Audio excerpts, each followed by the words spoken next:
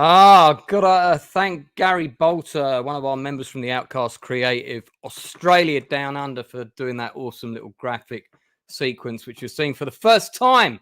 Okay, we've got a really special retro review tonight. I think this is my third retro review. This channel's only been going for a short time, but I've got some fantastic guest co-hosts coming. In fact, this is the most number of guest co-hosts I've had on a stream. So first, my good buddy who's been on with me a couple of times already, Movie Guy 24/7. Hi, George, all the way from Philadelphia. How you doing? Hi, Lance. I'm great. How are you? Not too bad. It's grey and rainy here in London, but I'm not letting that bother me. And then I've got my brother all the way from LA, the man who put me up on his sofa during my visits, Rufus Dorsey. Some of you may recognize him from the film Pearl Harbor. I know not a lot of people like that movie, but hey, Rufus was in it and he did a good job. How are you, sir? I'm good, buddy. Thanks for having me on. It's great. And actually, we're going to be doing a separate stream where Rufus is going to be coming on and talking about the stuff that he's been doing as both an actor, producer, and director. He's really been being, shall we say, innovative and pushing forward there in the industry like you have to these days. Last but by no means least, drum roll, for the first time on the channel, and I've got to thank my friend Arum at Positive Fandom for introducing us. It's the lady that I sat through the Oscars with, Retro Nerd Girl. Hi. The best advert for Specsavers there ever was in history, meaning that, you know, she bought her glasses from there, and you should also too. Retro, how you doing? Very good. Thank you for having me today. Thanks for coming on. So we're going to be talking about Beat Street, which is a film that impacted me. Sean, thanks so much for coming on. Oh, Sean Ennis, hi. That's right, because he was on your channel the other day, and I already had Keith E, who was on your channel the other day. Yeah, he popped into my review that I did of Rye Lane earlier. Oh, so. Wonderful. See, Retro, thank you for that mutual support. I really appreciate it. That's why I bought your T-shirt. Yay! Very appropriate for this, because it does say Retro Movie Lover, and well, I've got about 3,000 films, and I mean physical DVDs and Blu-rays. Should have seen my video collection before I threw it away. Okay, so let's get to business. We're talking about Beat Street, which is a fave of mine.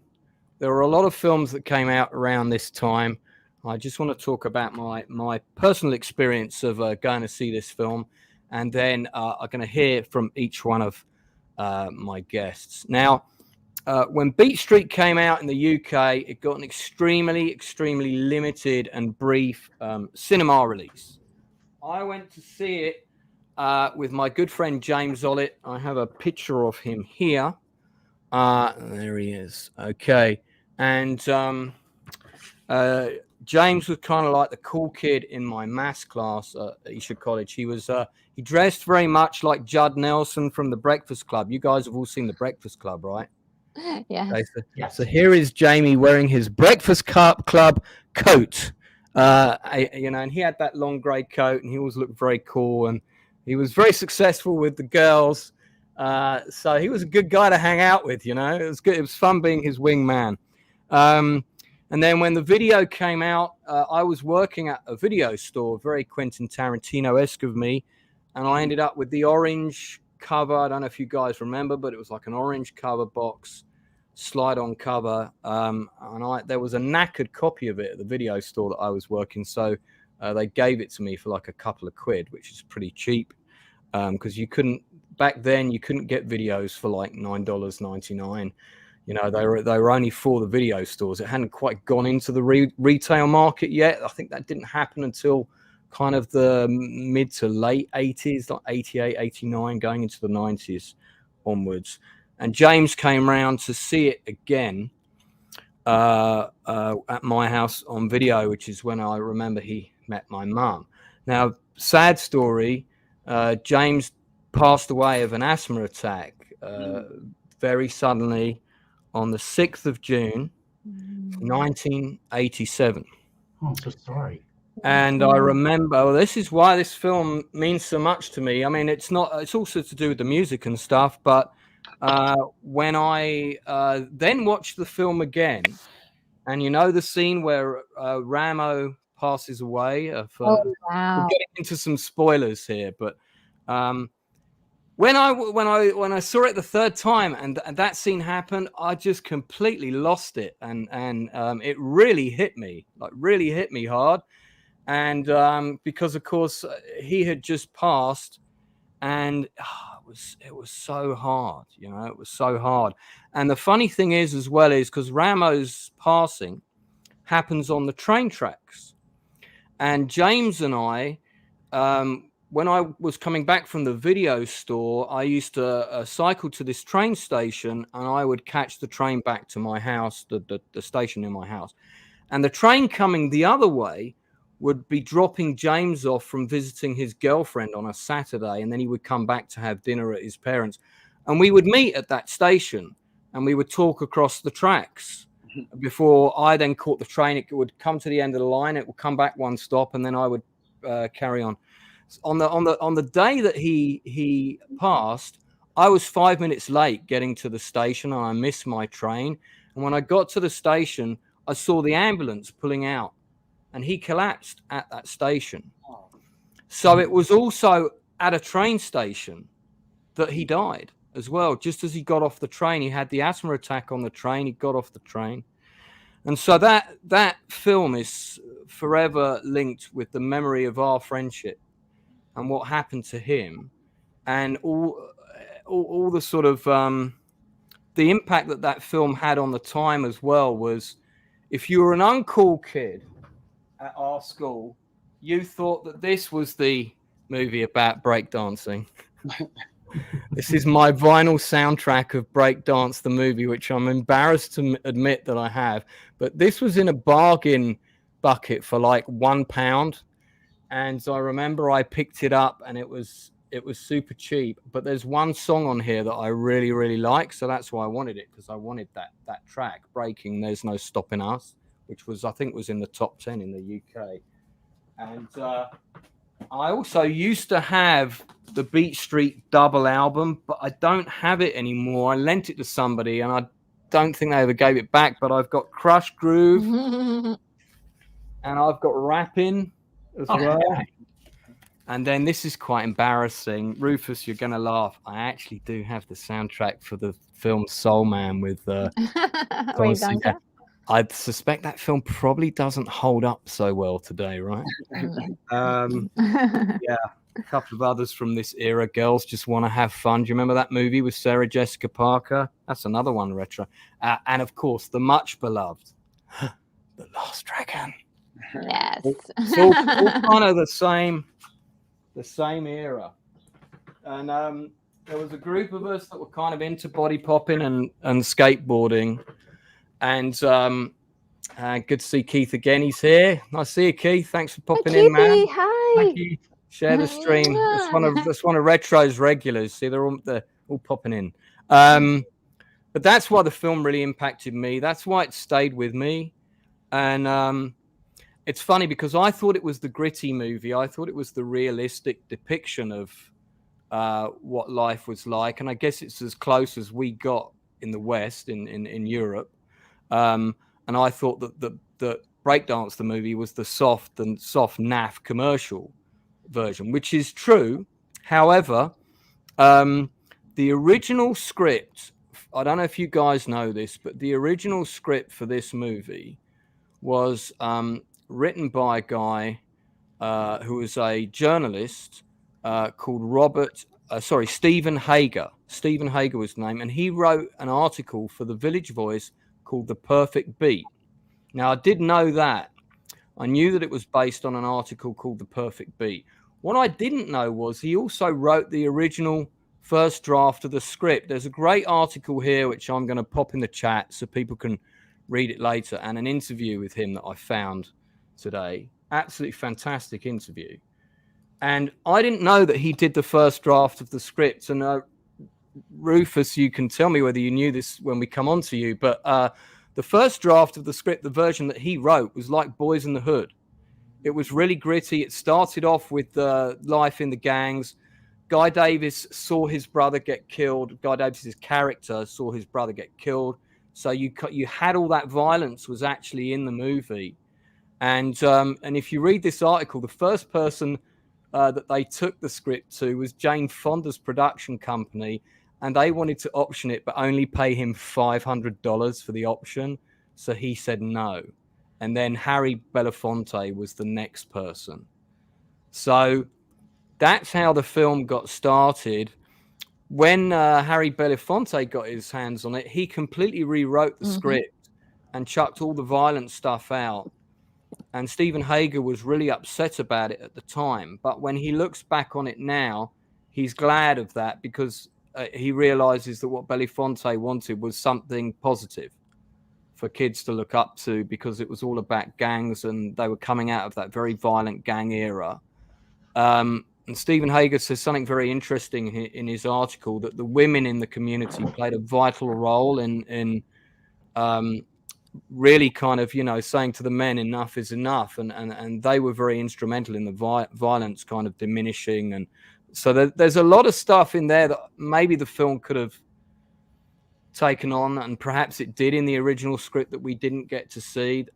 There's also a lot of missing scenes, which George and I are going to get onto in a minute. But anyway, that's my story about what Beat Street meant to me. So I had this very strong emotional connection with the film because of something that happened with the guy that I saw it with. So Rufus, let's hear it when you, and I saw it when it came out, 84, I think. Rufus, your experience. When it came out, it was one of, I grew up in Philadelphia, so it was one of the biggest, movies at that time. And I remember, everybody was in the break-in on the cardboard boxes and, at the park. And this one guy, I wasn't really good at it, so I would let this guy ride my moped in exchange for teaching me how to break dance. So yeah, I really wanted to get it, but all I could do was like backspin a little bit. I wanted to do the windmill. That was my thing I really wanted to get down. But it was when you've got your hands in your groin area and the legs are out and they used to do the show. Yeah, so I really wanted to perfect that, but I never could. But yeah, it was big. It was one of the biggest things. It was, all my buddies, we went the first night it came out. Like we went on a Friday night, and yeah, it was, now I rewatched it the other day, and then you look at it now and go, wow, like, how times have changed. But at that time, I would wear all the clothes that they wore. We wore the plastic sweatsuits and stuff like that, wearing your hat on the side and stuff like that. So we tried to imitate everything in that movie, just like, I look at the styles when I watched the movie and then now, and it's like, how far we've come from it. And another thing that I picked up from it was about the friendship aspect of the movie, how close we were. And that's how a lot of my friends are still till this day in Philly. It was, they had each other's back. They were always there for each other. So I didn't get that sense back then. It was more about the style and, it was like the dancing, but the community and the friendship and how they all came together to help Ramon. And, they just all had each other's back. And that's the part that when I went back, I really appreciated how they were there for each other and they were just a solid knit group. Mm-hmm. Yeah, that's that. I think the friendship aspect of the story is really strong, and that still resonates. I mean, well, for me especially. George, what about you? How and when did you first see it? And memories back then as opposed to now? I know you rewatched it recently. Okay, well, I was a teenager when it came out, and I did not see it at the movies. The closest theater showing it was one of those theaters with a bad reputation that, well, you just didn't go to it. So I had to wait to see it on video. Was it on the other side of the tracks, your town? I suppose you could call it that. It wasn't a clean theater. From what I was told, it had a bit of a rat problem. Ooh. Oh my God! Okay. Yeah, I have a thing about that. No. Yeah. I have a thing Yeah, about that would make me nervous about. Remind me to tell you my spider cinema story later. I don't want to watch movies with rats, so I waited till it came out on video, and honestly, I liked it. And then it came on cable. I watched it a few more times, and it just really, I was really getting into it. At that point in my life, now we're talking summer of '85, it seemed like I was watching Beat Street and Body Rock on an endless loop. Now, who remembers Body? I've also got the vinyl soundtrack for that, but I couldn't find it. But I know it's there somewhere. Oh yeah, I've got the 12-inch. I've got the 12-inch single of Maria Vidal, #1, 1984 in the UK for I think about 7 weeks. That got endless radio play, and I saw that movie on video first, but then went back to see a one-off screening of it at the cinema. I watched it recently. It doesn't hold up well, in my view. I think it's pretty weak, actually, because the acting in it is... The acting in Beat Street, I think, is really good, especially from, relative unknowns that hadn't done much acting now. But Body Rock, everything about it is really cheesy. I mean, it's fun cheese, but it's, I could watch Beat Street again and again quite a few times. But we lost George for a sec. I think we might have lost him. Oh well, we'll put him back in as soon as he gets on. Well, unfortunately that's what happens with the internet. Yeah, but do you guys remember Body Rock? Did you see that as well back in the day? I'm sure I don't remember it, but I'm sure I've watched it. It's the one with Lorenzo Lamas. Oh yeah. Yeah. Okay. Retro, let's go to you. Okay. And I think you said that you saw the movie a bit later. Yes. At the time when it came out, the only way for me to go see a movie was if my mom was interested. And she wasn't really interested in this. So right.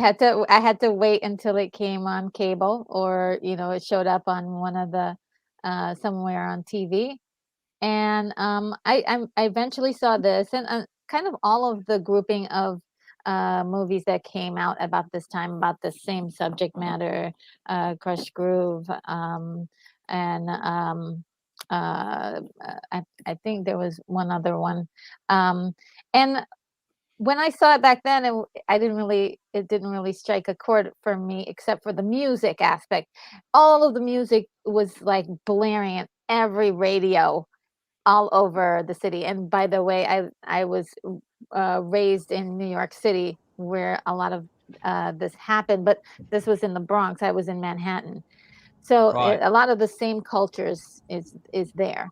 And so it was just a reflection of what is. And so when you're like living it, it's not so much, but looking back on it now, I'm like, wow, what a wonderful time capsule of things that long lost and forgotten, about the style we wore, the graffiti, the colors, the just a lot about how rap was so new and fresh and vibrant at that time. It was like just hearing some of the rappers, the way they were kind of presenting this new art form was like, oh wow, this is cool stuff, Yeah. and compared to where it's come a long way, but those early days, there was a certain kind of energy in the air that I had forgotten about. And so like revisiting this movie, it captures it beautifully. And at the time I was about 14, and there are people in this movie that looked like people that I went to school with. I was like, oh my God, that looks like my friend Lewis, and that looks like my friend, they look like they went to school with me. And another thing I thought was very interesting about this film is that it was sponsored by Puma. And so there's like a lot of people in Puma wear. And I was like, oh wow, yes. I didn't know that. Everybody loved Puma. at about this time, a little bit later too, in the 80s. And then a whole bunch of name brand things were like Adidas. And then it became like sort of cool to wear all of these name brands. And I remember that in my school, like if you didn't have Gucci, there was something wrong with you. And I'm like, my goodness, there's Gucci is more expensive than my mom's rent. How, so it was kind of weird that these, kids were after these, big brands. And without it, and then and most people couldn't even afford it. And, it was a time of style too. The graffiti was just, like some of the graffiti artwork is just incredible. Definitely a lost art form, but also who wants their stuff to be written all over? It was one of those things where it reminded me of the time where of seeing all these really beautiful pieces of works of art, and then then seeing like the next day somebody drew over it, or somebody was painting over it. And so it was like, we need to find a medium for this artwork. And it is a lost art form, if you will. So I love this movie, brings it all back for me. It takes me back to 1984, and it makes me feel like a little kid again. Like this picture of this party, I have, I always wanted to go to one of these parties where all the kids were gathering and just enjoying music of the time and all that. So yeah, this was really great for me to kind of reconnect with this story and reconnect with an old time long forgotten. This is one of my favorite scenes in the movie, is actually this party. And this is one of the few times where we get to see some female rappers do their thing, and they're great. Us girls can boogie too. I remember the line. And then we have the treacherous three, one of whom was Dougie Fresh, I think, Dougie Fresh is part of that scene, and he had a #1 hit in the UK. So everybody knew his name over here. So I was doing my best to reach out to some of the cast and anybody who was connected with the film to see if they'd be willing to come and talk to us about their experience on it. And actually, there was a few people that wanted to come on, but some of them couldn't make it today. But I'm very, very fortunate that one lady who does appear in the film and who was part of the scene at the time, a DJ, among other things, and has worked extensively in the industry, is WANDA DEE. And we have her in the studio right now with her husband, Eric July. I also have Robert Rosario, who's joined us on the stream. I'm going to bring in WANDA first. Hi, WANDA. Hello. Hi. We can see and hear you loud and clear. Do you want to tell us how you first came to be involved with the movie? I'm assuming it's going to be through either Harry Belafonte or maybe Africa Bombata and Cool Herc, but tell us more. It actually was that I was recommended by Africa Bambaataa and Cool Herc and Jazzy J and all of these rappers that were in the movie, because they met with them and they auditioned them, and they started telling Harry Belafonte about me. And so I got a call out of nowhere, and it was the people from Beach Street, and they were saying, why don't you come down and audition? And I was like, okay. And they said, you know what? It's a cattle call, so give us a minute. And they called Harry, and they arranged for him to come up to me in the Bronx to meet with me. When Harry answered the phone, he said, hello, hello.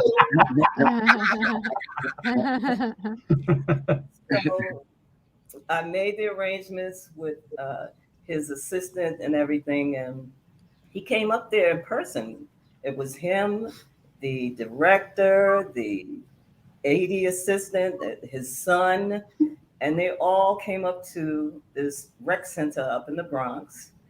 And I brought up all my equipment and my records and everything. And so they got ready to watch me because I had to, put together the equipment, everything, and hook up everything. And I just did my thing, and I was scratching and backspinning and everything. And so after that, I went up to Harry and said,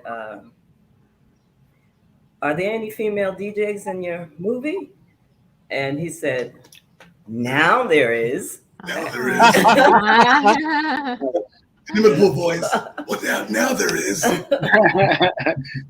And I was cool, calm, and collected on the outside, but I was jumping for joy on the inside. I was so excited. I've got another person in the studio called Shane, who's walking along the street right now. Am I right in thinking now? Is he one of the dancers from the movie? I might have to bring him in so I know who he is. Let me. Hey, Shane. Hey. Shane. Hi, Shane. Hey, Wanda. Shane, were you involved in Beat Street? No, I'm a good friend of Wanda and Eric.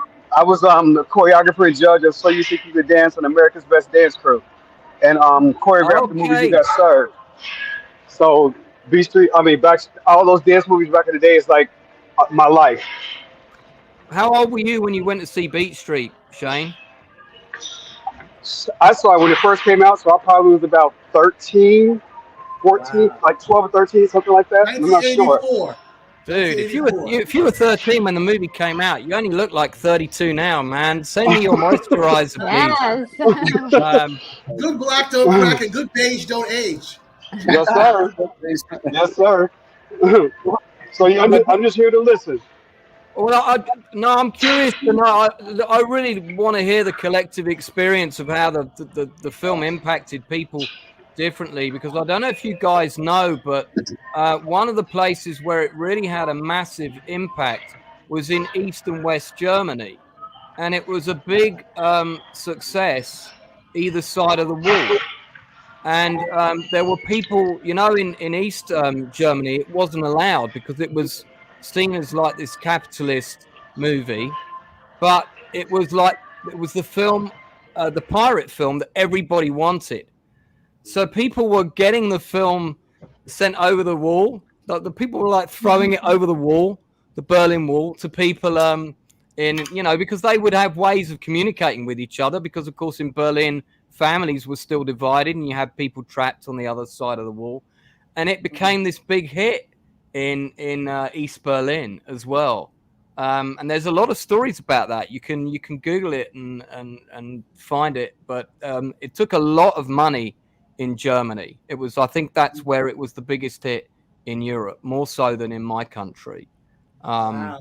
Thank you for sharing that story. What's interesting about the movie is that in 1984, when it came out, I think, Wanda, you should tell this story. One, when you went to the movie theater in the Bronx and just sat in the back so no one could see you, and the response that your part got. And then the tour you did of London in the UK, which was the first time you ever went overseas in 1984. All right, I grabbed my little brother and we went up to the Bronx. Which little brother? You got a few of them. David. And so we went into the movie theater and we were like, just cool, calm, and collected. And I saw everybody sitting there. It was packed. Lights went down, movie came on. I was sitting in the back because I didn't want to sit up front. Minding your own business. Yes. And when my part came on, everyone jumped up on their feet, gave me a standing ovation, and they were going, woo, woo, woo, woo, woo, yeah, go Wanda, go Wanda. Oh my God. I was like, oh my God. They had never seen a female DJ before. Like, yo, a female DJ, oh my God. They were just screaming, hooping, and hollering, throwing their fists in the air. I was so, it brought me to tears because I didn't see myself in that way because I was doing what I was doing for the love of it. And so to see how my gifts and talents had an impact on others, it was just humbling. I remember when I met her, I said, "What do you do for a living?" She said, "I scratch." I said, "Maybe you should bathe." By the way, Eric's available for stand-up gigs and weddings. If anyone wants to then you go to England for the first time. Yeah, this beautiful producer over in London, her name was Jean Davenport. I never forget it. I'm coming in from the airport, and so they cut the radio on, and all of a sudden it says, "Live from America, the female DJ in the movie Beat Street, WANDA DEE is playing the Lyceum Theater." I was like, "Huh? What?" I was so like pinching myself. I was like, "Oh my God." And so anyway, we the night we played the Lyceum Theater, I'm just carrying my records. You're humble. And just this little humble little girl just walking. And so I'm walking through the crowd. It was so many people out there because the Lyceum Theater holds about 10,000 people. I don't know that it's that many, but it's a huge venue. It's like five. Yeah, it's the theater. It's a long time ago. Who the hell cares? How many people You're not wrong. Right. You're not wrong. It's one of the biggest theaters in the West End of London. It's currently showing the Lion King. So I mean, it's that's the one where they do the Disney do the stage production of Lion King, and Lion King's been on at the Lyceum for like forever. Yeah, it's. I mean, if you pack that out, that's pretty cool. Mm-hmm. Was there a lineup with you when you were on that show? No, it was just you. But she tried to go to the front door, and the promoter grabbed her and said, "What are you doing? They're all here for you. They'll rip you apart." She's like, "Oh, she said, go around to the back door." And so it was live on the radio at the same time, and when I looked up, it was tears and tears and tears and tears of people. I was like, "Oh my God, this is." Yeah, the BBC broadcasted. It was great.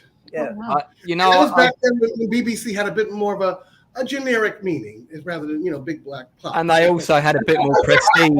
They also had a bit more prestige back then, and were more respected. Thank you, brother. Thank you, Philly. You might say. BBC. Yeah. I'll just give a shout out to my man Alex DeBreezy, who's tuning in, saying I love these stories.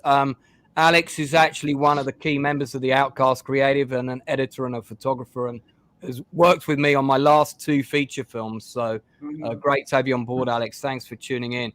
And we've got Robert Rosario in the house. I've got FREDA PAYNE here as well.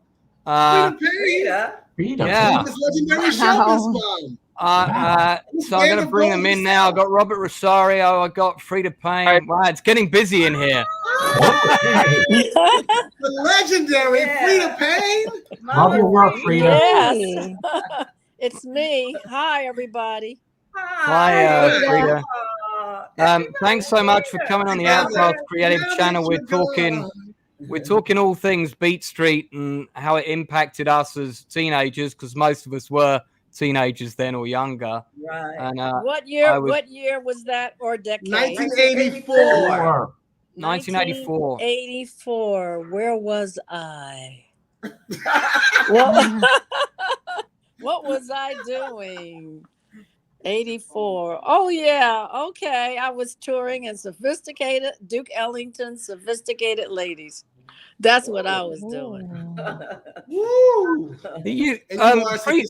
FREDA, you were also in the Nutty Professor too, and Velvet Goldmine, right? Weren't you involved in Velvet Goldmine? I was in Eddie Murphy's The Clumps. That's right. Yeah, The Clumps. Yeah, Nutty Professor, The Clumps. I was in that. It was a cameo. I had a cameo appearance in there. And you worked on the soundtrack for Velvet Goldmine and Now and Then and The Five Bloods. Couple of other things. Five Bloods. Oh yeah, they played my song "Bring the Boys Home" was part of the soundtrack of the what do you call it? Yeah, the Five Bloods, right? See, look, I'm a 25-year-old dancer, and this movie has still given. I think there's probably more to come on that comment, but I got to put my glasses on now. I can see everybody. You know, we were just with FREDA this weekend where she was performing with Jeff Goldblum. That's And she's on his right. new album. Oh yeah, right. And it was The she house. rocked the house. Yeah, we were talking Guys, about you Jeff came Goldblum. over in England. Yeah. You do? Well, I was on last week. It was Thursday night with Jeff, the actor Jeff Goldblum. You know, Jurassic Park. That guy. He has an. Yeah, he was in this as well. You know, he was in Silverado, which I've got the vinyl soundtrack for right here. I think he's in London. I think he's over there now. Yeah, I wouldn't be surprised. He's probably come to see Matthew Modine in To Kill a Mockingbird in the West End. Well, he's in the film that they're currently filming, the movie version of the Broadway musical Wicked. Oh, okay. Ooh. So he's in that. They're doing the film of Wicked. So he's part of the cast. Fantastic. Robert Rosario, sorry, I haven't introduced you properly yet. I wasn't expecting quite so many people at the last minute. Were you involved in the film directly, or were you just someone who was impacted by it at the time? Just introduce yourself, sir, if you would. And I've got another guest coming in a second. Who was that question for? That's for you, Robert. Well, you were. How was the movie Beat Street? I'm Eric's best friend. We grew up together. Eric. Did you see Beat Street when it came out, Robert? Oh, definitely. Tell me where did you grow up, and what do you remember about the movie when it came out? We grew up in Bushwick in Brooklyn, and I believe I went with a couple of friends of mine to the movies to see it, and it was outrageous. Actually, we stood in the movie theater. We stood around 4 times. Oh wow! Because there's a bit of a push at the moment to get a longer cut of the film out, because we know that there's like loads of missing scenes. Oh yes, it is. And size does matter. Well, if you watch the trailer for the movie, half the scenes that are in the trailer are not in the film.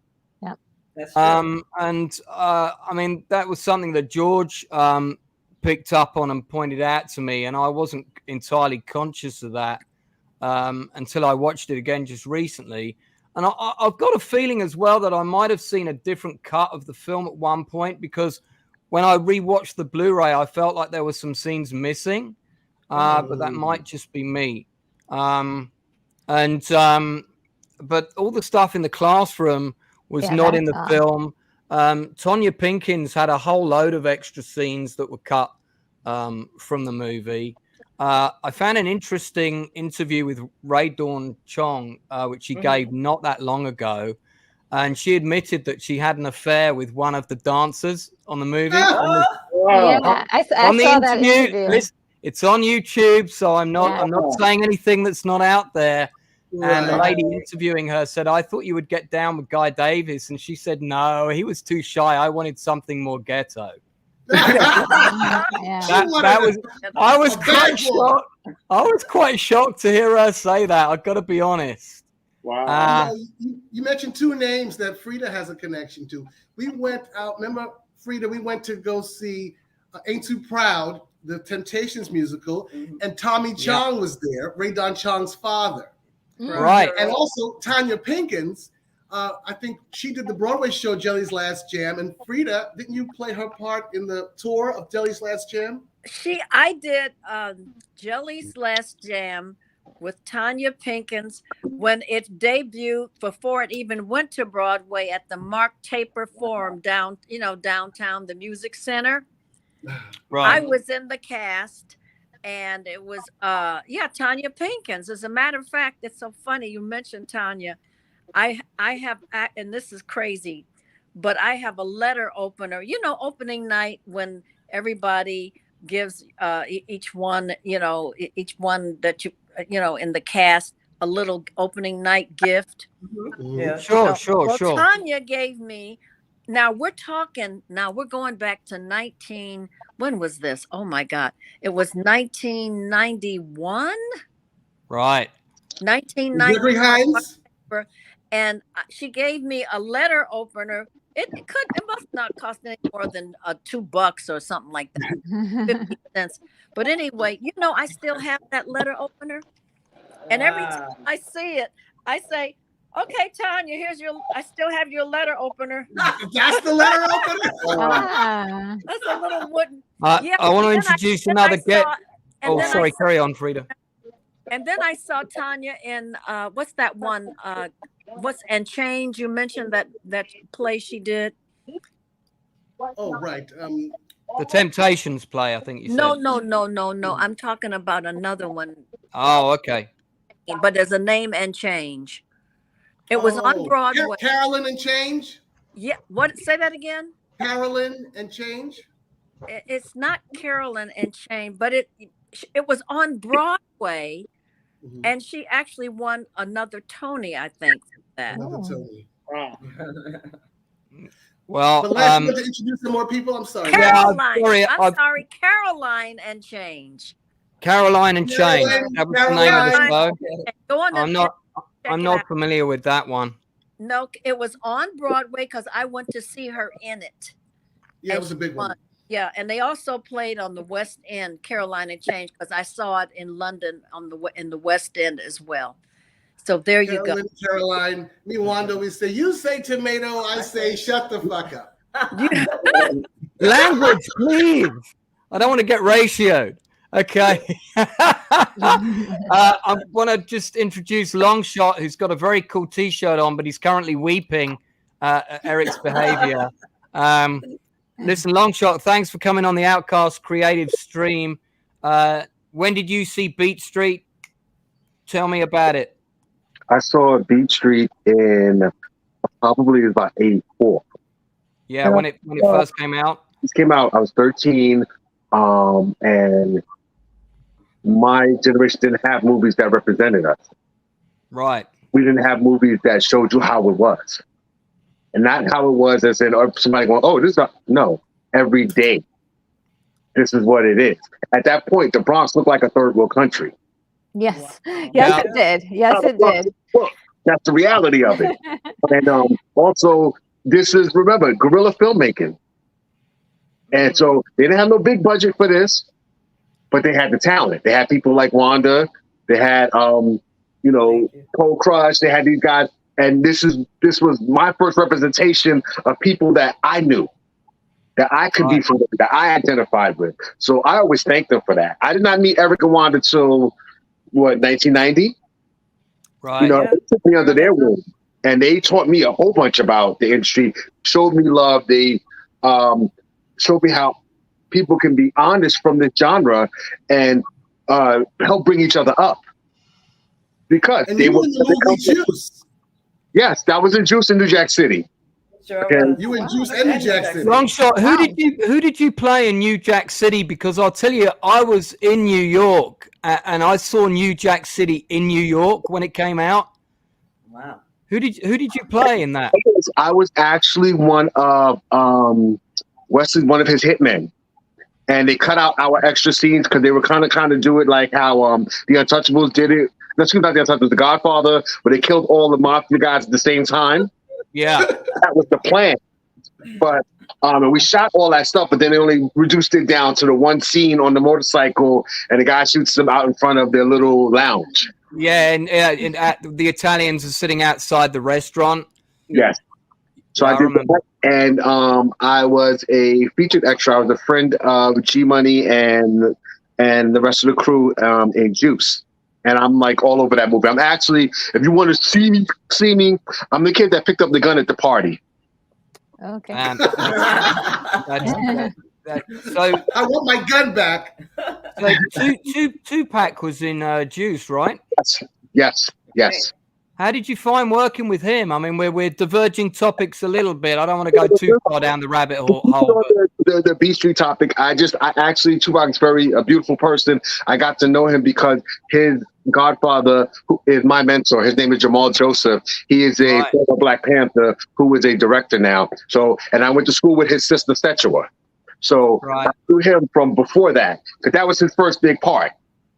So I knew the person who was down with Digital Underground, who was a dancer, who started rapping, and then this incredible personality got put in the movie, and it took off from there. He's a beautiful person. So I don't know what else to tell you. Thank you for sharing that. Yeah, thank you.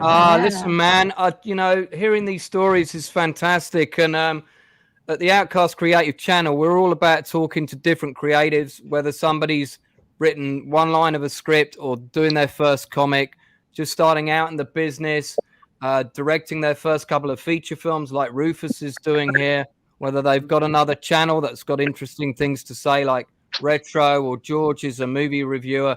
Everybody is welcome here, and I will always go out of my way to promote other creatives, man. So I'll tell you now, long shot, you ever got a project, you want to come on and talk about it, you look us up, and we've got a Facebook page. You can contact us through that.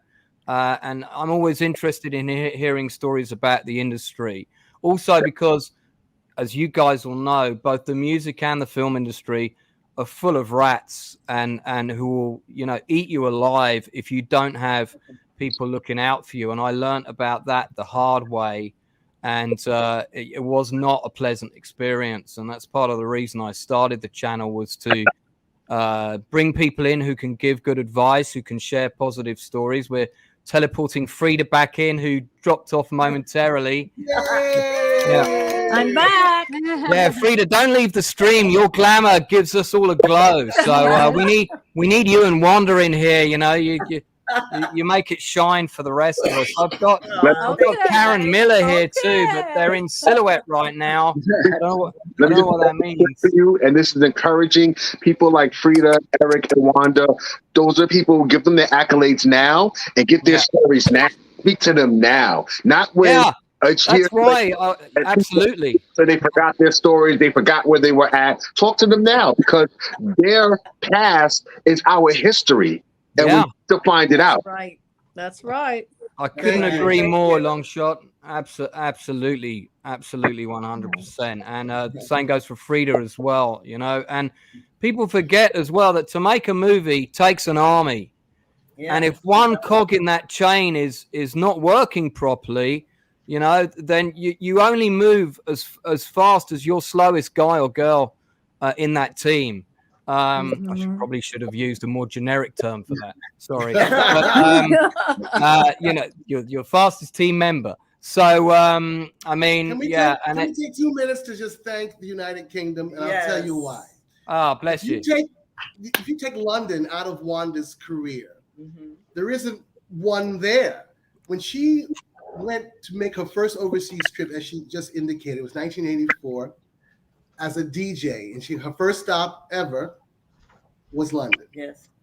Now, since then, she's done 150 global cities, 90 countries, 6 continents. But that was the first. No one ever forgets their first. Yeah. I like the way you rolled off those figures, Eric. You had that ready, didn't you? Well, I know a couple of things about her. Yeah. Absolutely.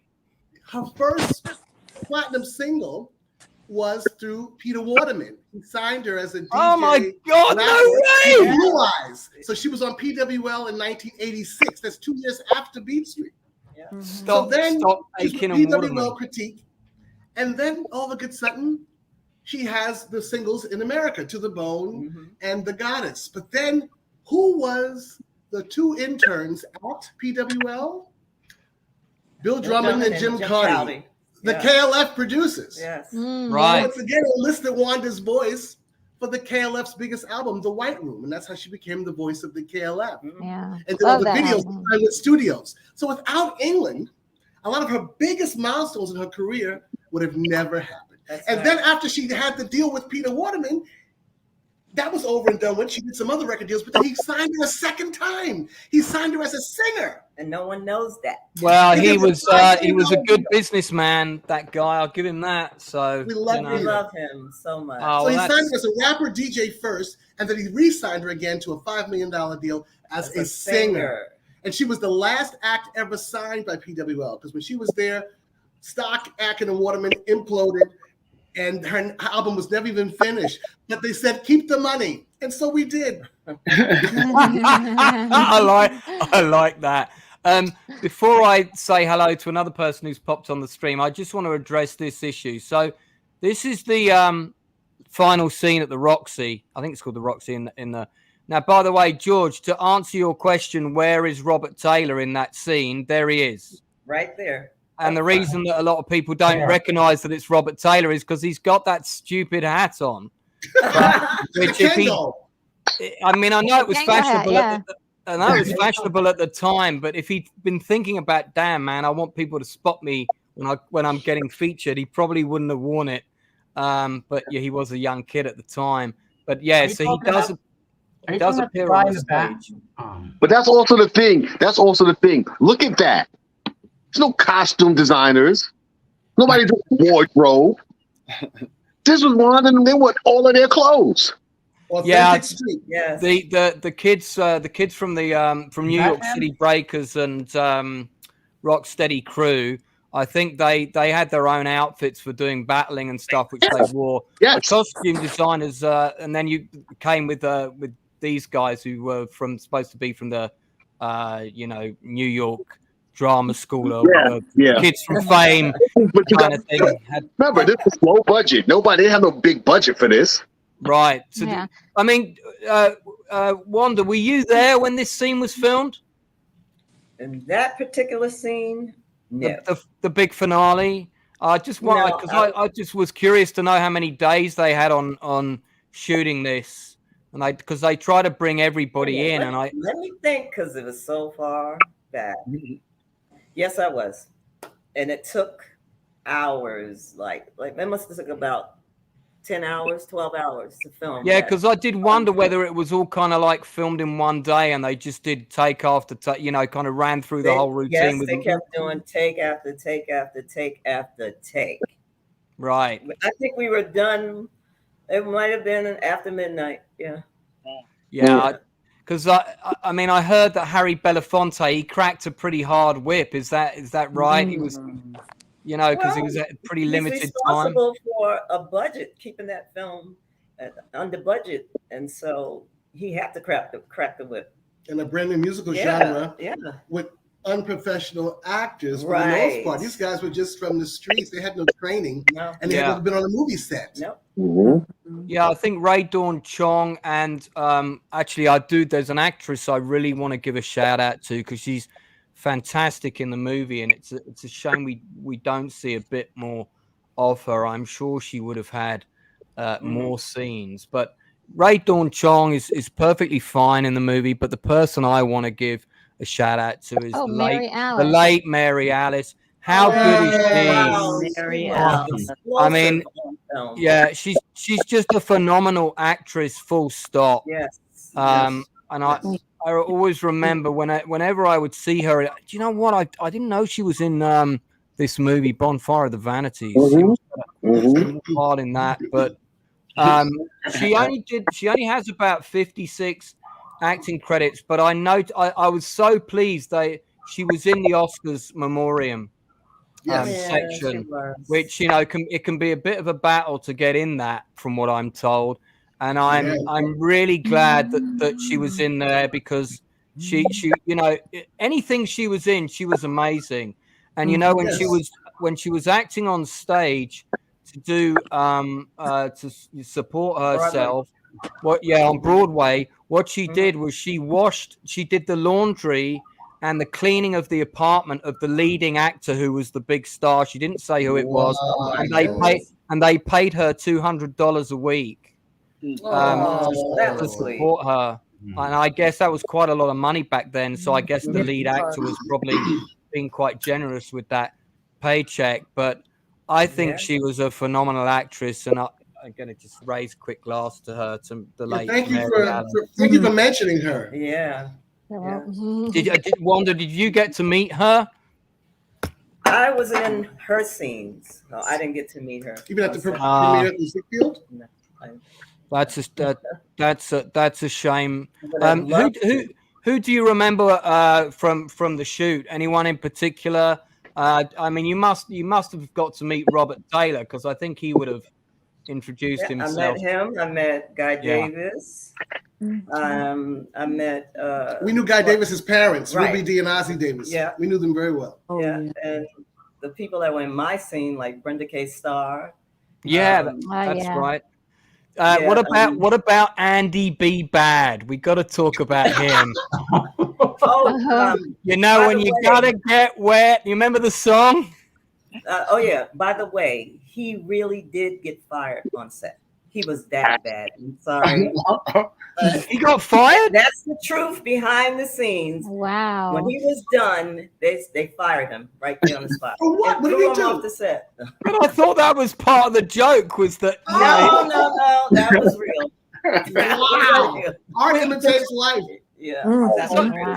With that whole audition sequence, what I got from that sequence was, it felt to me like Harry Belafonte was saying, let's get all the talent that are part of this scene and let's give them a chance to have their, 90 seconds of fame or whatever.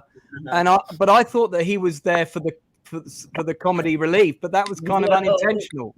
No, it was. He really got fired. Wasn't the guy from the system there? Yes, he was. Yeah, I thought it was very interesting because everybody else, showed great talent, and I actually knew a lot of the people that were knew of those people. But then when they came to this Andy guy, I was like, "Who's this guy? He never made it." That's nuts. A couple of other actors I want to shout out to. I thought John Charday as Ramo was really good in the movie.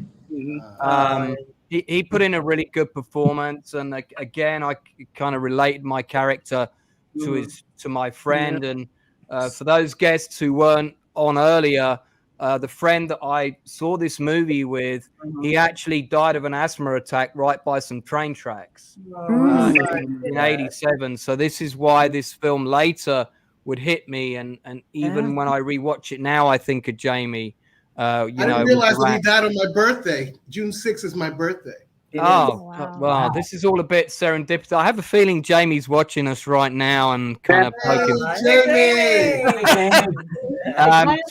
Tonya Pinkins is very good in the film as well, and she's gone on to be a very successful actress, director, and producer.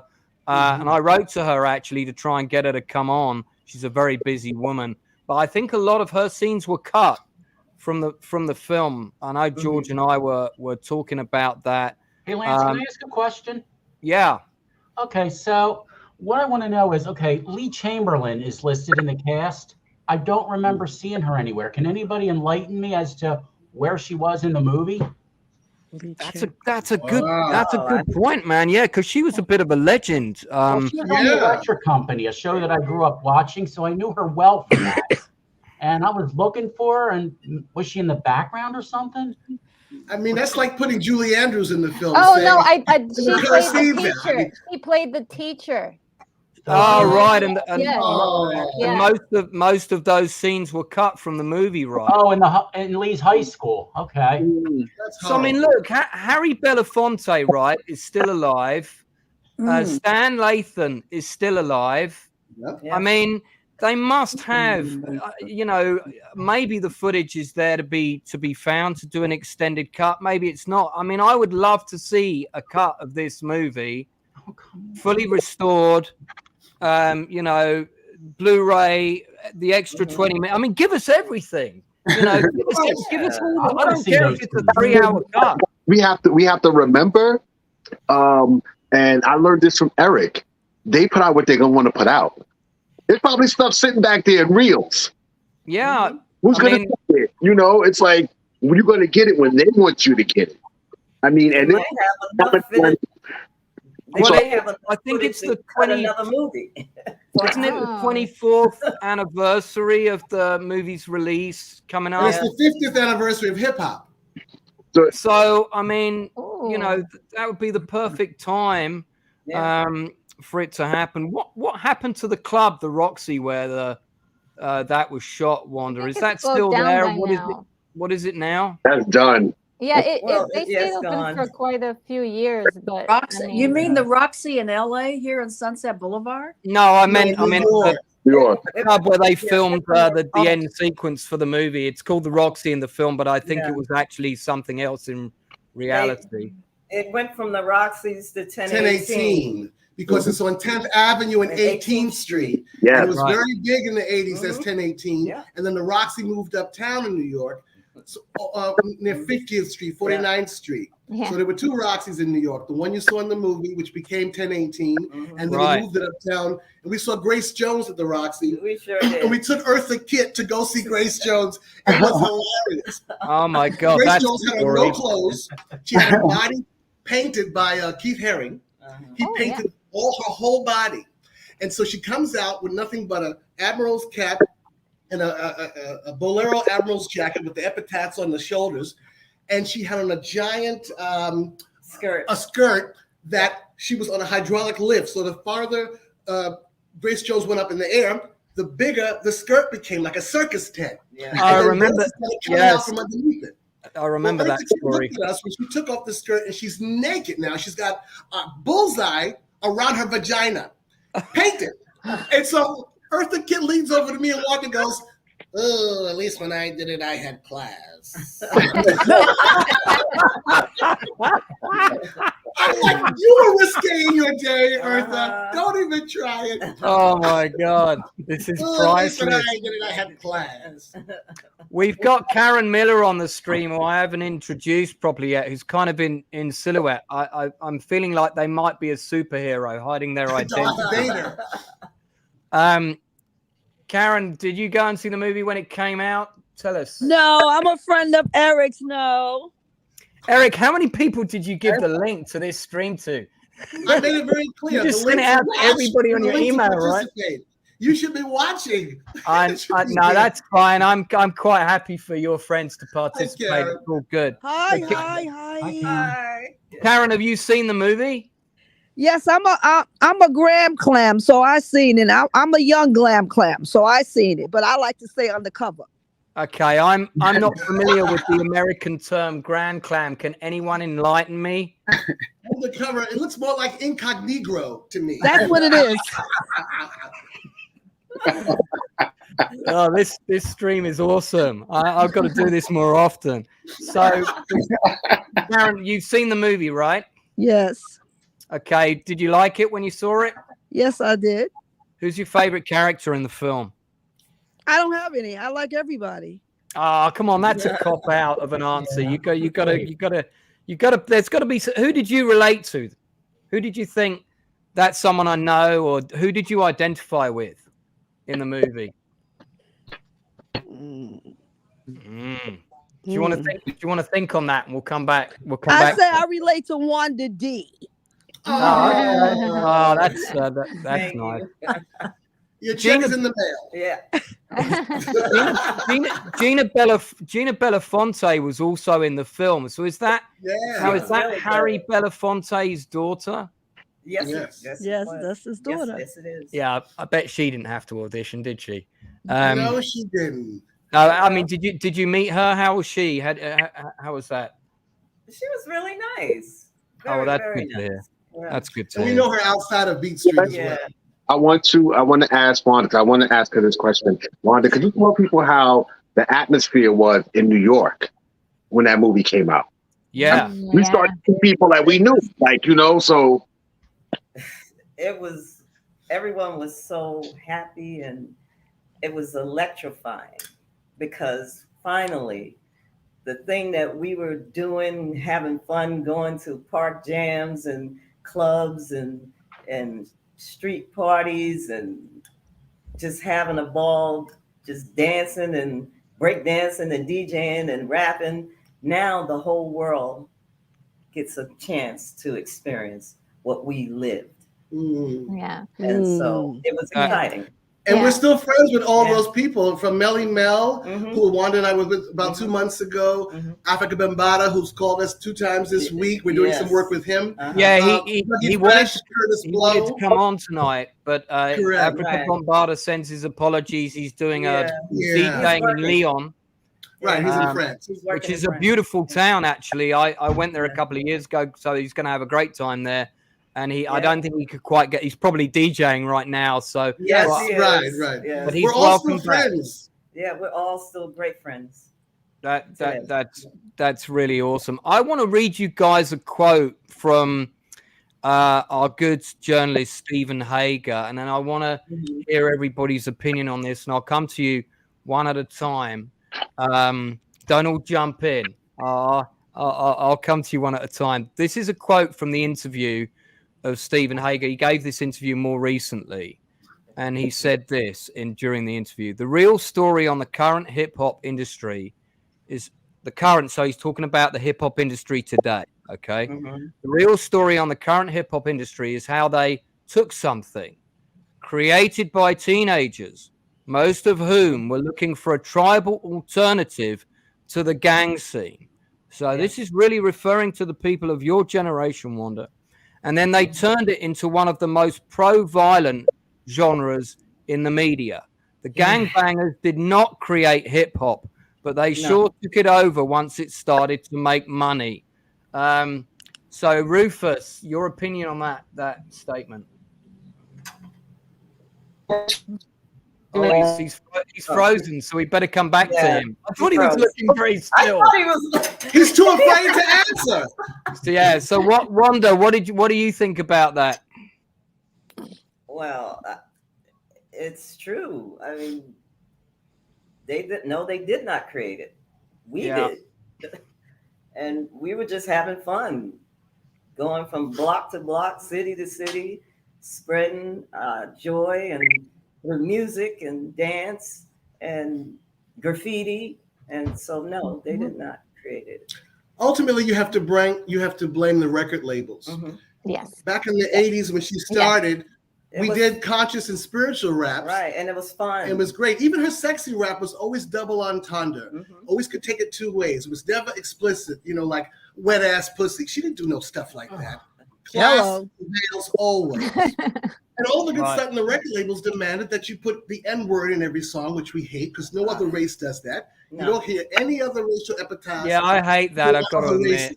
N-word is disgusting. It shouldn't be in a lyric. At all. But the record labels promoted that garbage. And then they wanted all the sex explicitly.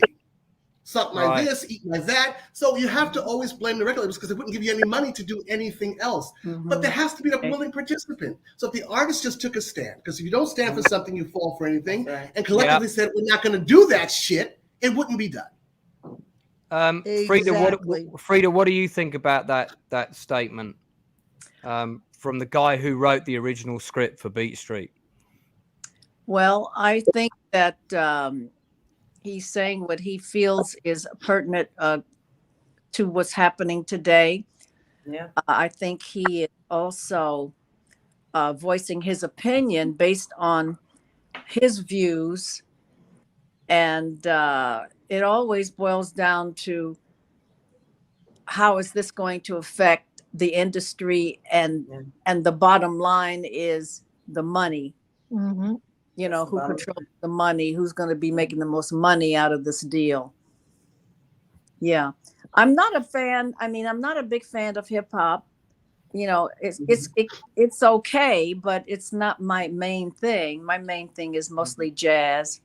And then I love R&B. I mean, for crying out loud, I had a big hit record called Band of Gold and then Bring the Boys Home. So of course that did a lot for me in my career, but it all boils down to career advancement and getting out there and appealing to the taste of the millennials, appealing to what people are listening to online these days, what they're downloading, what the radio stations are playing. And that's about it. Right. Okay. That's back in the day, we weren't about all that violence. Not at all. Retro, what do you think?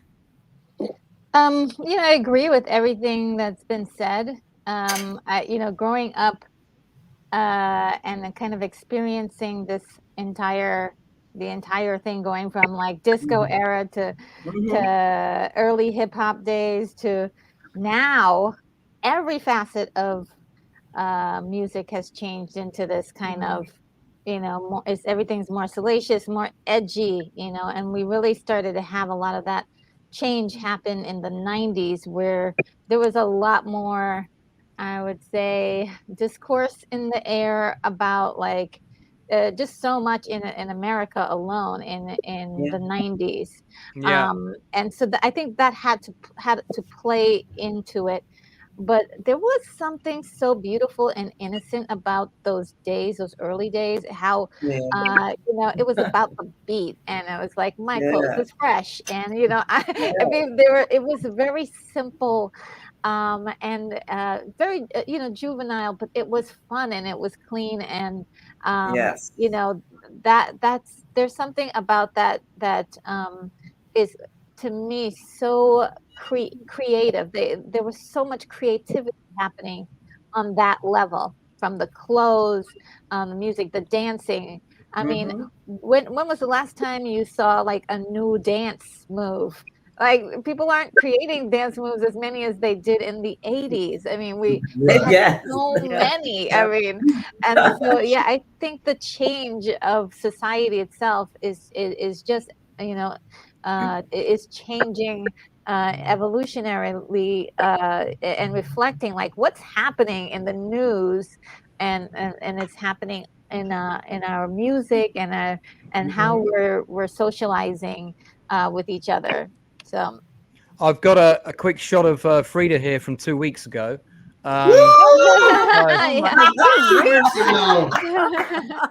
As you can see, she's changed her hair to come on the stream, especially, which I do appreciate, because I know how you like to change your hair. But Band of Gold, I'm not going to put the audio on because we might get. I'm liking. So I got to ask FREDA and Wanda this question. Did you guys ever go to Studio 54 in its heyday? Yes. Because I've been asked if I had a time machine, where would I go for fun? And because if you don't put the for fun bit in, it's always the grassy knoll question, isn't it? And I'm like, I'd go back to Studio 54 on New Year's Eve in its heyday. Do tell. I was invited in, and I had a good time. Yeah. That's it. Wanda, care to elaborate on that? Track dates there. I did a track date there once too, as well. Did you perform there? Yeah, I did a track date there once. Did you meet Steve Rebell? And I met Steve Rebell. I met all those folks. Yeah. How was he? I mean, did Mike Myers capture him well in that? Because my only insight in a Studio 54 is the Mike Myers movie, which I love. I've got both versions of it on Blu-ray, the original cut and the director's cut. I prefer the original cut, I have to say. But did he get him right, do you think? Did he get what right? Did Mike Myers get in his performance? Did he get? I don't know if you saw the movie. What was that movie? It was called Studio 54. Funnily enough, yeah. We need to do a stream about that another time, and I'll have to get you on as a guest. But I think it's a really good film. I think it's quite underrated, and it's got Ryan. Forget the name of Felipe. Ryan. And the music is Thanks, great. George. the music's fantastic. Yeah, it's a really good sound. I thought they recreated the club really well. Hey, Lance.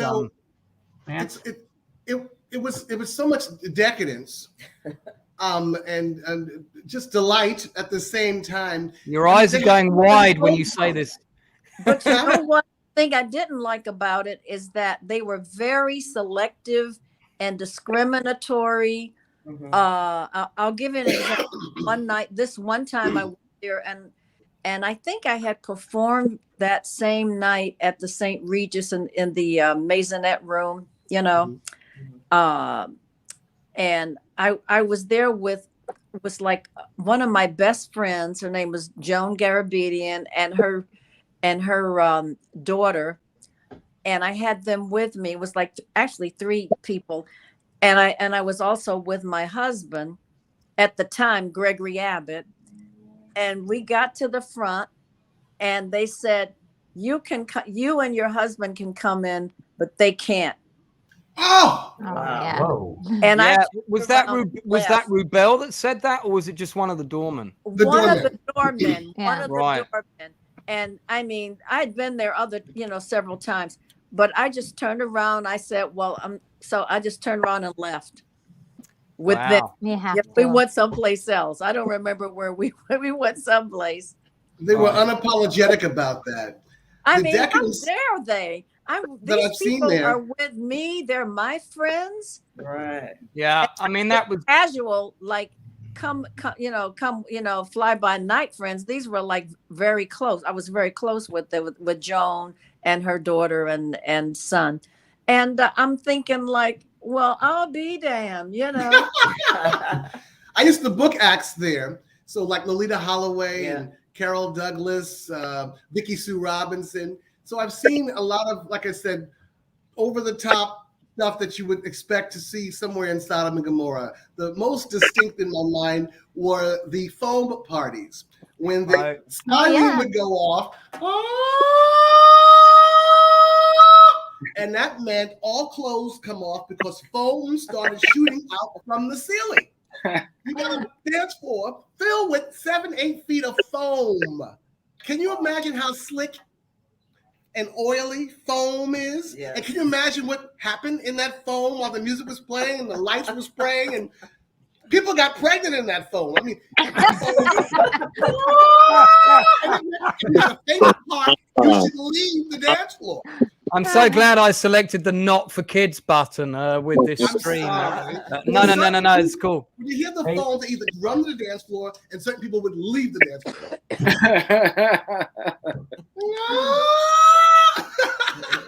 George, go on, jump in.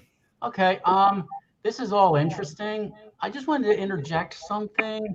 Go for it. There's a lot to be said for watching movie multiple times because you pick up something new each time. So here's what I picked up from last night's viewing. Go for it. Remember the guy who played Ray Dong-chang's mentor teacher on that stage? Yeah, and he's... I had no idea that was the guy from Night of the Living Dead. Yes. Oh, wow. Which actor from Night of the Living Dead? Dwayne Jones. There you The go. guy, the black guy. Yeah, I've got to check that out. Me, guys, listen, I'm going to have to leave, but I had a delightful time. I've been... with you guys for more than an hour. Oh, that's really, the time flies when we're doing these. Freda, thank you so much for coming on and telling us those stories. And, you're welcome back anytime. All that's left is a band of gold.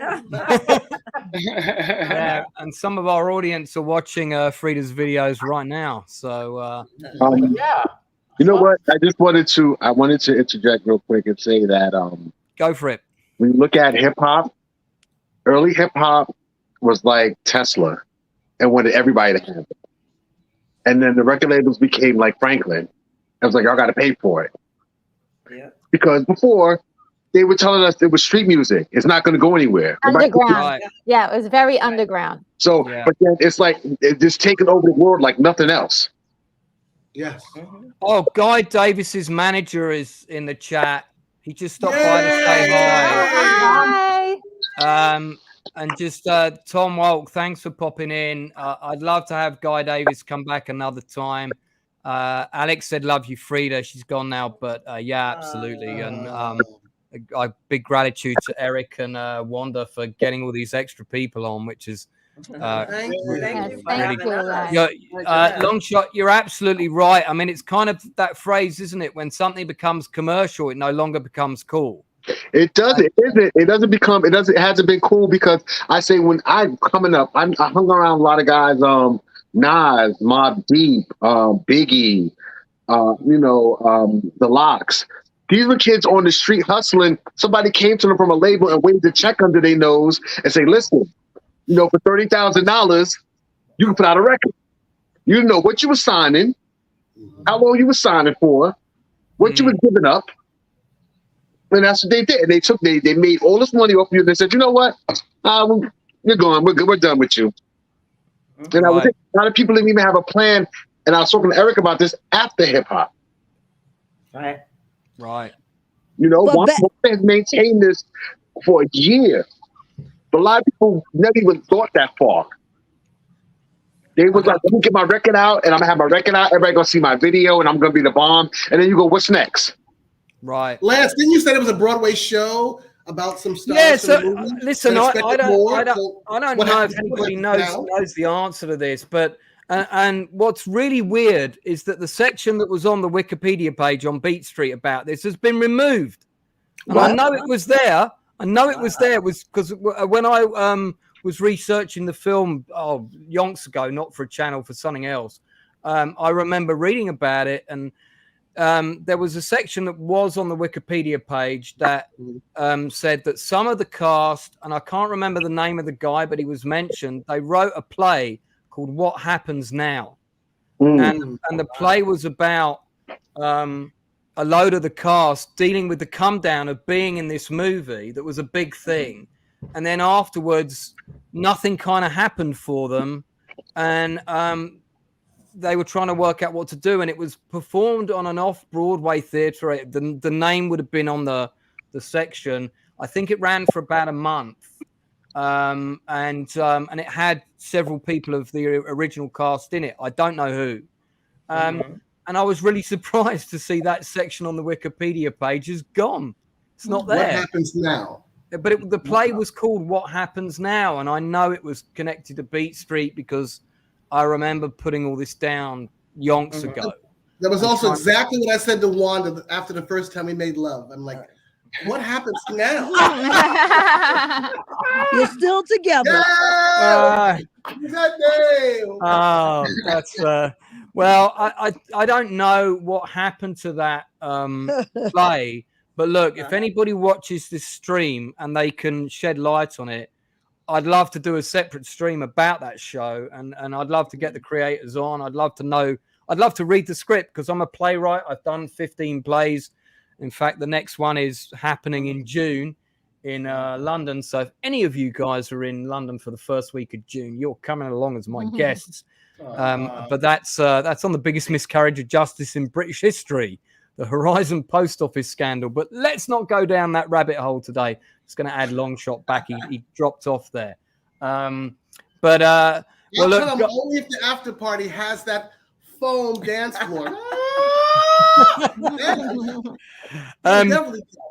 So my co-host, I don't want to keep our guests on too long. So do you have any kind of final questions for Wanda and Eric before we let them go this evening? Rufus, I threw a question to you earlier, but you froze, and I thought you were being very stoic, but it was just the internet. So I'll go to you first.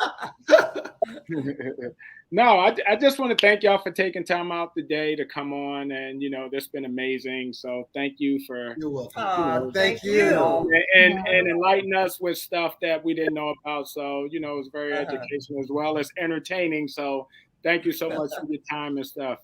Really appreciate meeting you all. Thank you. And Rufus is a really good guy, and I'm going to have him back on the channel in the not too distant future. Just an actor with him and probably another actor, director.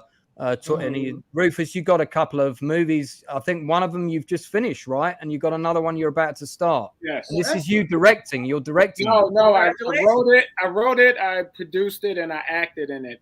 There you go. So I let someone else direct it. Yeah. So why didn't you give me the directing job again? What happened there? Because I haven't heard from you and talked to you in a while. The budget couldn't afford my airfare, right? Yeah, that's it. No, I'm sure we'll work together at some point. Sure. Retro, let's go to you. Yeah, no questions. Just really so happy to hear your points and your point of view being actually there and on the set. I definitely have to say that was a very big high point of the movie, seeing you DJ. I was like, yeah. So yeah, it was great, and I can't imagine how many women you inspired to go on ahead and chase after their dreams, of being in the hip hop industry and going forward with that. So yes, thank you for being here, and thank you for taking your time to hang out with us. It was Fantastic. my pleasure. Thanks, Retro. Thank you. George, the man who probably knows more about movies than all of us put together. And I mean, he really does. He's an encyclopedia, this guy. And he does people's obituaries online like 5 seconds before they die. I don't know how he does that. But like, literally, I read something on his page first, and it's announced in the main press like, a day later that someone's passed away. George, any final questions or... Absolutely. Well, I'd like to say that Beat Street is probably one of my favorite soundtracks of the 80s. And WANDA DEE, that sequence you're in where they're, auditioning all the acts, that's actually one of my favorites in the whole movie. Yeah. You were great. And one of the other songs on there by Tina B, Nothing's Gonna Come Easy. Yes. That's actually on my playlist. Great song. It was just a great sequence. And honestly, it was a privilege meeting you and getting to talk to you. Somebody from one of my favorite movies of the 80s. And here's a little tidbit.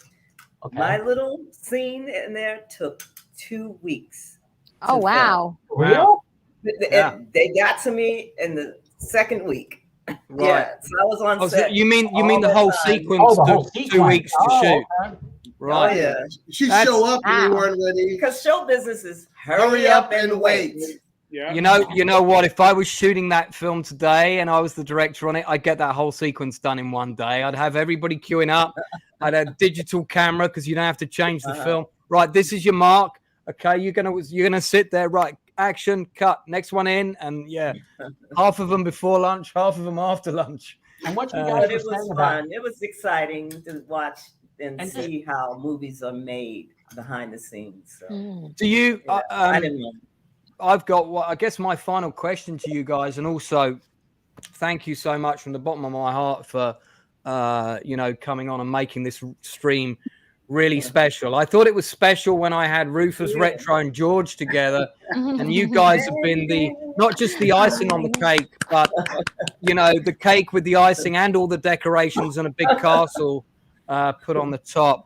And I haven't been doing YouTubing for very long, and I kind of started taking it seriously last summer, and I've got to say I'm enjoying doing this more than anything. So especially talking about films I love. Films have been my whole life. So you'll see that when I've got a book coming out called 1988, and it's based on my diary from that year. Good for you. Oh, wow. I was talking to Floyd about this. Oh, yeah. This is my diary from that year. This is the first year I went to the States. All the postcards are all still in here. Oh, that's so cool. Including all the routes that I took on the Greyhound. Look, my tickets for Magic Kingdom and Epcot. Magic Kingdom. Yeah, I traveled. Limousine. I know. I traveled all over the States on a Greyhound, and I actually marked it on a map too. I've got the map with the route that I took. It's all here. Wow. Oh, wow. So Oh, my goodness. this is the only year or one of 2 years that I kept a diary and I wrote in it every day. See?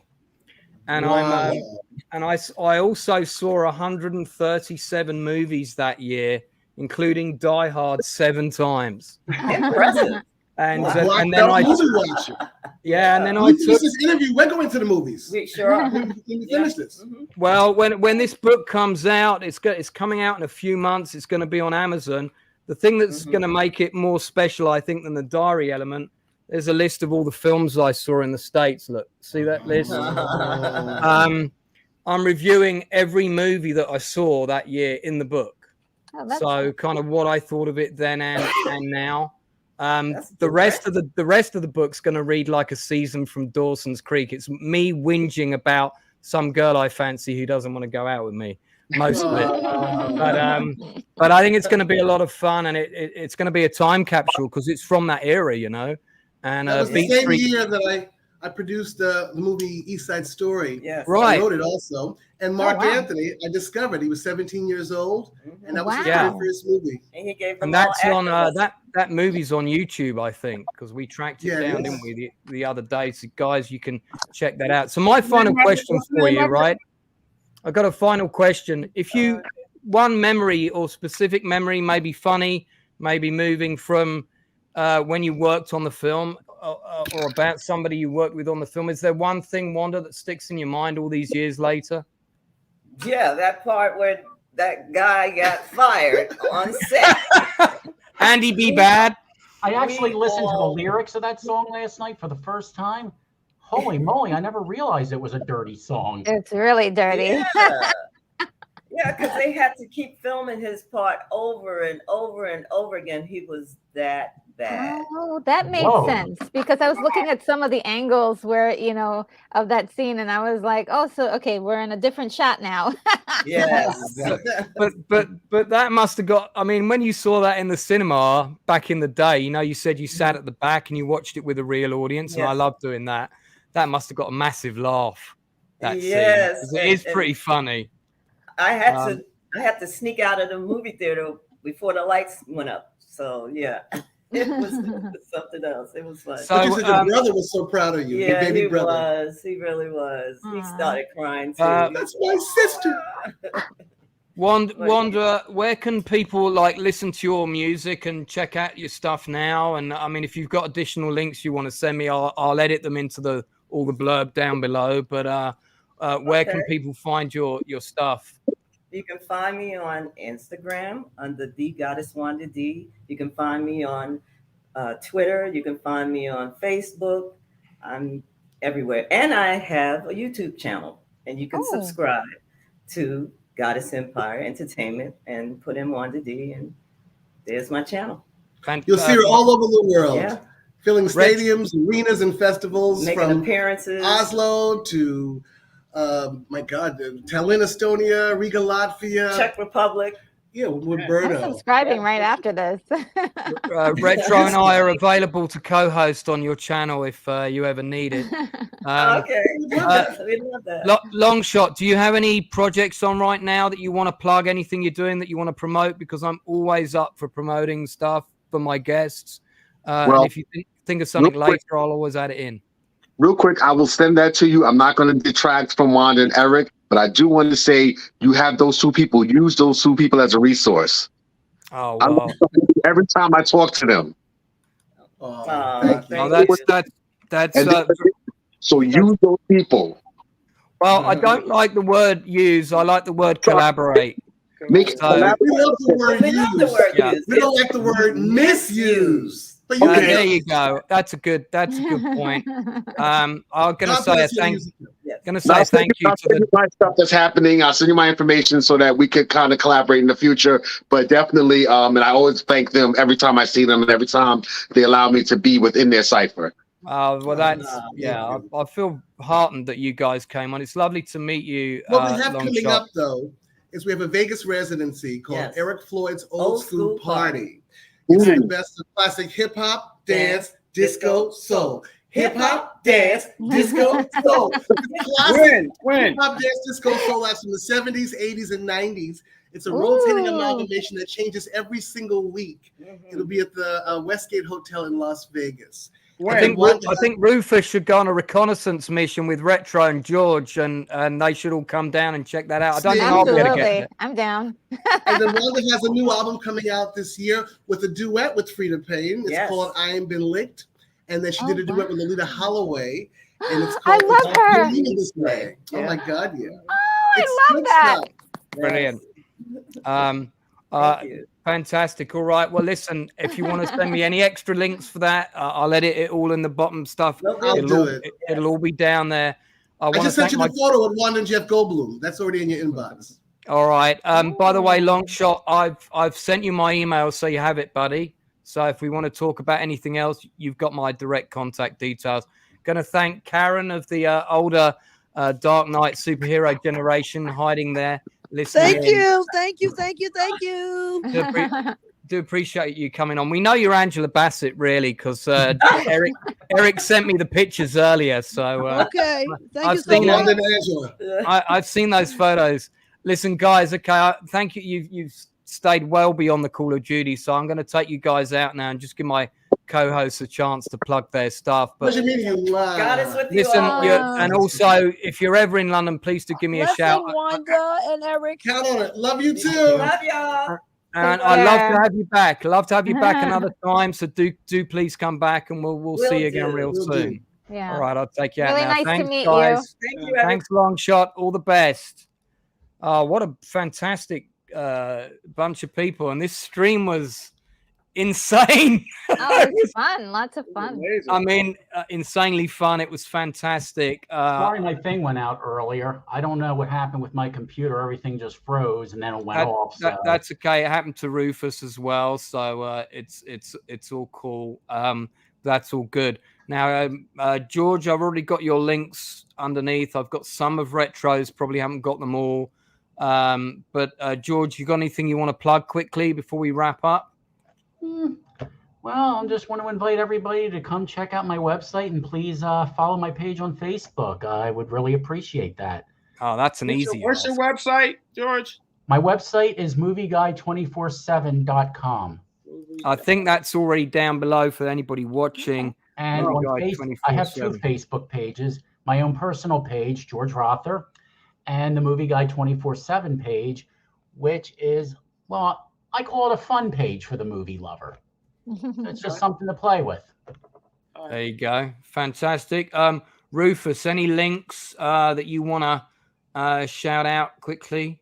Well, you can just follow me on Instagram, Facebook. It's my name, Rufus Dorsey, on both Facebook and Instagram. And that's where I post all my my movie stuff coming up. And you're going to have me back on the show to talk about. I am. Before you go, though, I'm going to put you on the spot. Give us your elevator pitch for the latest movie you wrote real quick. Oh, man. That's what I'm working on. The elevator. What's the log line? You got a log line? I know. No. Okay. All right. So it's not like Rufus and Retro find a suitcase full of guns and then hell breaks loose. That could be a movie. I told someone I have to get that down because I'll give you the mile-long version of it. And yeah, I'll tell you what, guys, you need to go to Wanda and Eric's thing. And then do a live stream about that. You guys have got to go and support them. I wish I could get out there too. Are they in New York or are they in LA? No, they're doing a set in Las Vegas. They said you guys got to go and support that, and then we'll do a stream about it afterwards. That would be a lot of fun. Yeah, I want to go. Yeah, no, and I'm sure they'll look after you too. Yeah, I spend more than 10 minutes in Eric's company. My sides are going to rip open with laughter. I know that man has got so many stories. Such lovely people. Retro, last but by no means least, what you got? You've got like a gazillion streams happening. Well, I have a stream presently at 7 p.m. Well, maybe in about an hour and a half from now. Okay. I have a stream which will be a watch party for Buck Rogers' Rocket Ship.